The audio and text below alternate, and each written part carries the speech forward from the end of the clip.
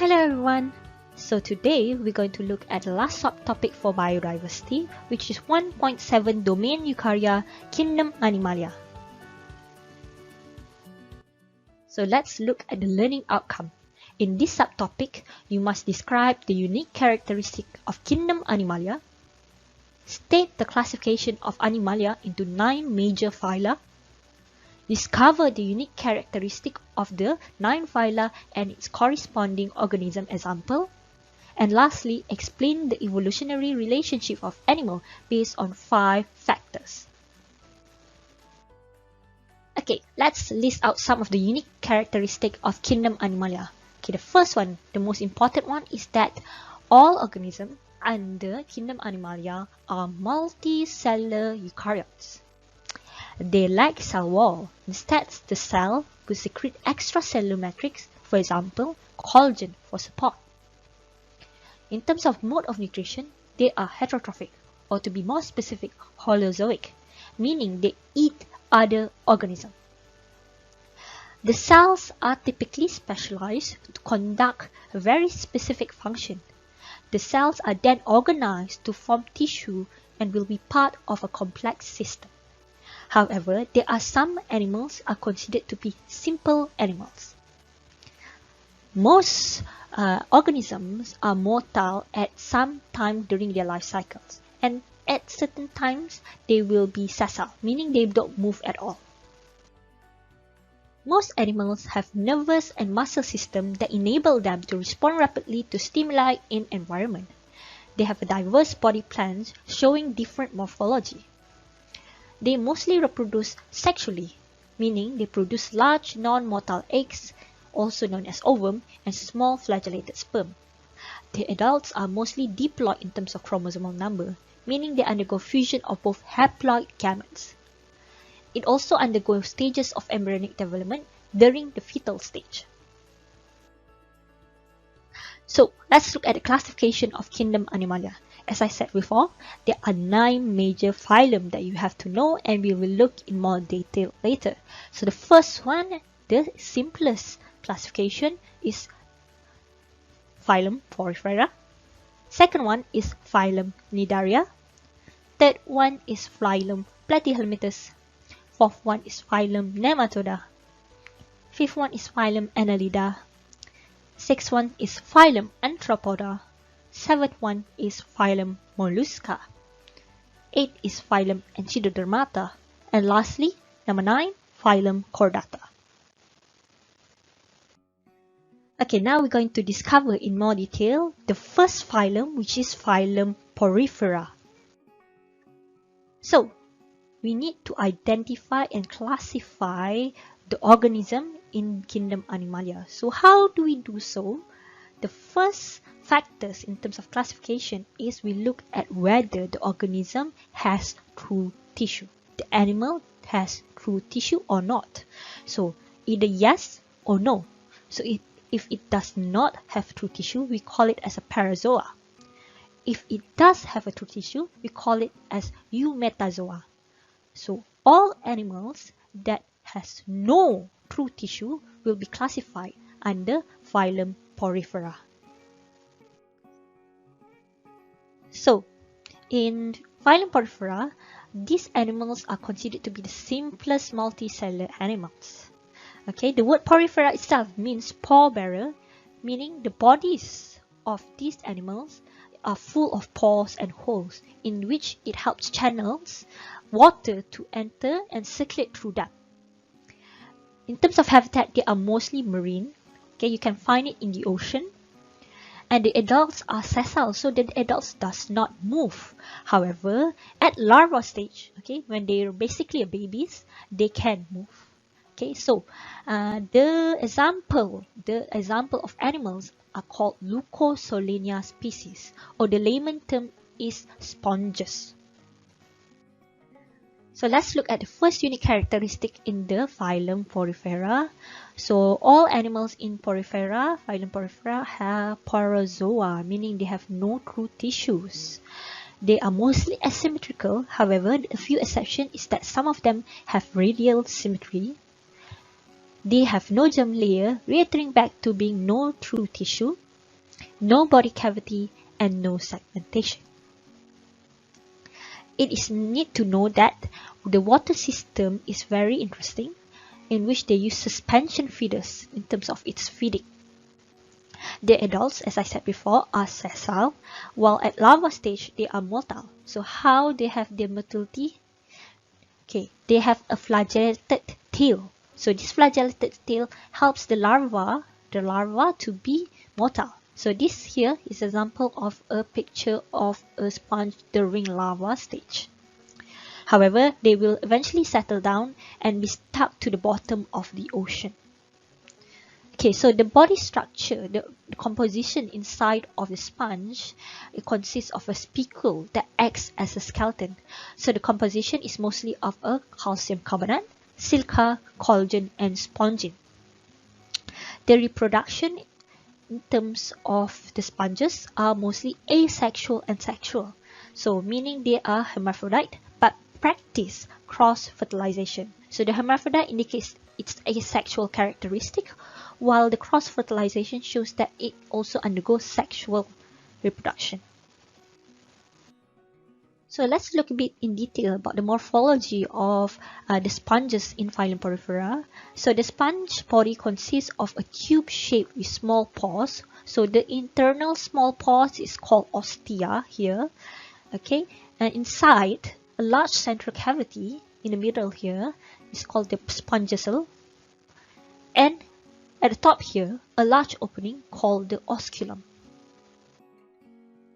Okay, so the body plan has two layers of cells separated by a mesohyl. So here, look at this diagram. Okay, the diagram of a sponge, a cross-section of a sponge. So here, the mesohyl. So the mesohyl divides the outer layer and the inner layer of the sponge. So the outer layer consists of flat cells, such as the pinacocytes and the epidermis. Okay, so basically the outer part is called the epidermis. Okay, inside the inner layer, they contain collar cells, okay, also known as choanocytes. So here is an example. So a cross section of a collar cells. So we'll zoom in more, and here is this diagram shows this cross section of the sponge. So the mesohyl, remember, that divides the outer and inner part of the sponge. Okay, so this yellow part is mesohyl, and inside they contain a special cell called the amoebocyte. So the amoebocytes here will secrete the spicules.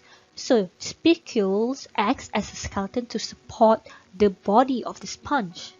Okay, the amoebocytes also give rise to the sperm and ovum at different times because they undergo cross-fertilization, the sexual part of the sponges. So here, okay, this part, okay, as you can see, this red part is called the porocyte. So these cells has pores inside here, which helps water from the outside to move into the spongicle. So the spongicle is known as the central cavity of the sponge. So the sponges depends on the water currents surrounding it to carry the food and oxygen into itself. The water enters through the ostia. So see the porocyte. So the porocyte contains an ostia, okay, and then the water enters into the spongicle, flow within the spongicle, the body cavity, and exit through the osculum here, okay, in which they will carry away the body waste. So let's iterate back. So the water enters to the porocyte via the ostia into the spongicle, which is the body cavity, and out of via the osculum. Okay, so this water system will then help in terms of feeding for the sponges. So here, okay, we have a cross section that shows the amoebocytes. This blue one is the amoebocytes, which is inside of the mesohyl, attached to a collar cells, also known as a choanocyte. So remember, the choanocyte is the inner layer of the sponge. Okay, so here the choanocytes has a collar and also a tail, a flagellum. Okay, so the choanocytes basically traps and phagocytes the food particles when water passes through it. Okay, it will pass through From where? From the amoebocyte. So the amoebocyte basically phagocytes large particles and help in terms of digestion, intracellular digestion to be more specific. So this is how the sponges gets its food. So the next phylum is phylum Cnidaria, which will be slightly more complex compared to the animal in phylum Porifera. So let's remember back how we classified phylum Porifera. So we look at whether it has true tissue or not. So if it does not have a true tissue, they are considered as parazoa and they will be under phylum Porifera. Okay, so we will look at how if they have true tissue, it is considered as eumetazoa. So we need to classify it more based on other factors. So next we're going to look in terms of its symmetry and germ layer. So the breakdown is whether it is a radial symmetry and diploblastic germ layer, or bilateral symmetry or triploblastic germ layer. So if that organism is the eumetazoan and is a radial and diploblastic germ layer, they will be classified under the phylum Cnidaria. So phylum Cnidaria are also simple multicellular animals, but they are slightly more organized than sponges. And then the word Cnidarians means stinging nettle. All the Cnidarians have tentacles with stinging cells to capture the prey. They have sessile and motile form, so they are considered to be dimorphism. And they live in habitats that are mostly marine. The animals are considered to be hydroids, jellyfish, anemone, and also corals. The unique characteristic of Cnidarians is that they are eumetazoan, which shows that it has true tissues. They also have dimorphism, the existence of two different forms of a species, the polyp, which is sessile, and medusa, which are motile. So here, in this picture, this one is polyp, and this one is the medusa. So you can see the structure itself are different, the morphology is different. So they are considered two forms of the same species. Okay, in terms of its symmetry, it is radial. So if you cut it in different planes, they will look the same. Okay, multiple planes, they will look the same. So the Cnidarians are considered to be diploblastic. They have germ layers, and these germ layers consist of two parts: the ectoderm, which is part of the epidermis, and the endoderm, which is part of the gastrodermis, basically the digestive part. So these two layers are separated by mesoglia. Okay, so here the cross section. Okay, the cross section, and you can see it clearly in this colored diagram, in which the green part is the mesoglia that will divide the outer and the inner part. So the outer part is the ectoderm, which is part of the epidermis, and the yellow part is the endodermis, which is part of the gastrodermis. So the Cnidarians have a very interesting cells called the cnidocytes or the nematocytes. So they're the same thing. So this is the stinging cells. Okay, so here at the tentacle. Okay, so at the tentacles inside, you can see they will have a special organelle inside of the cnidocytes and nematocytes. So this organelle can be considered as the cnidocyst or the nematocyst here.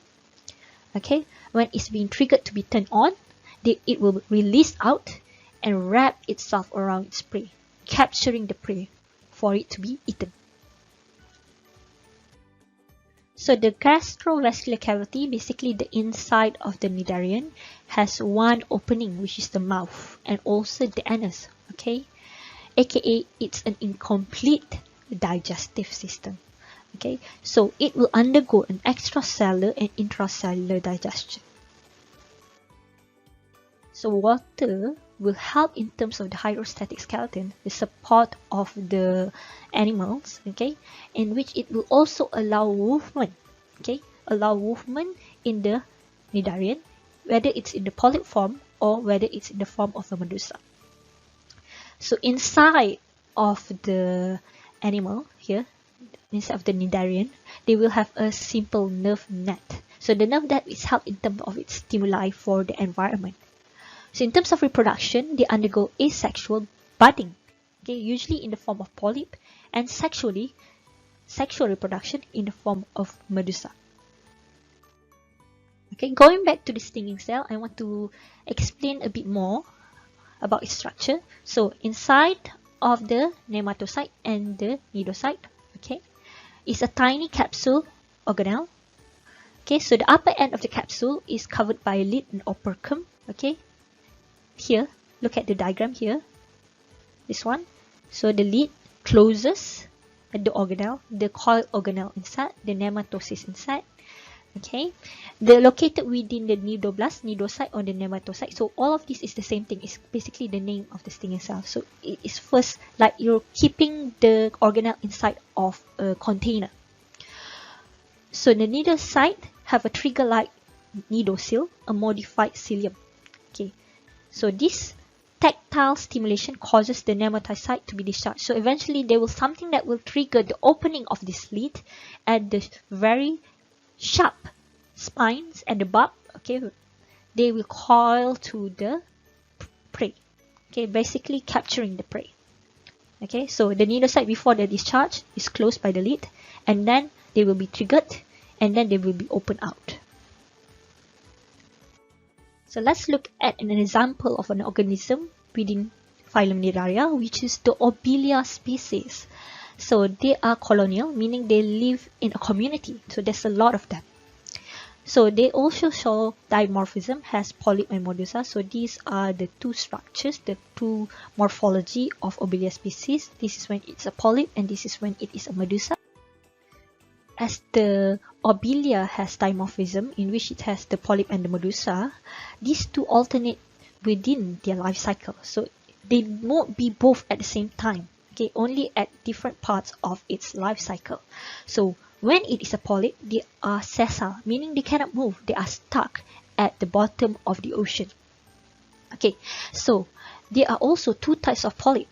Either it is a feeding polyp, which is known as a hydrant, and a reproductive polyp called the blastocyst. Okay, so how do I identify? So here in this diagram, the feeding polyp here, okay, has tentacles, while the reproductive polyp does not have tentacles. Okay, so inside of the reproductive polyps, there will be an emerging medusa. Okay, so the reproductive polyp produce tiny medusa. Okay, here the medusa goes out by asexual budding. So the medusa is motile, so it will move and have separate sexes, a male and female. So the male medusa will release sperms, while the female medusa will produce an egg. Okay, so these two medusa, a sperm and an egg.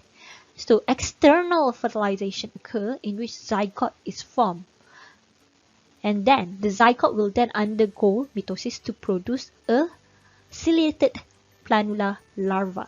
And this ciliated planula larva swims and attaches to a substratum and forms a new colony of polyp by asexual budding. Since technically polyp have two different types, the feeding and the reproductive polyp. So here in the diagram, the feeding one with the tentacles and the reproductive polyp with a medusa inside, plus a different form, which is the medusa. There are technically three different forms altogether. So sometimes it can also be referred as polymorphism instead of dimorphism.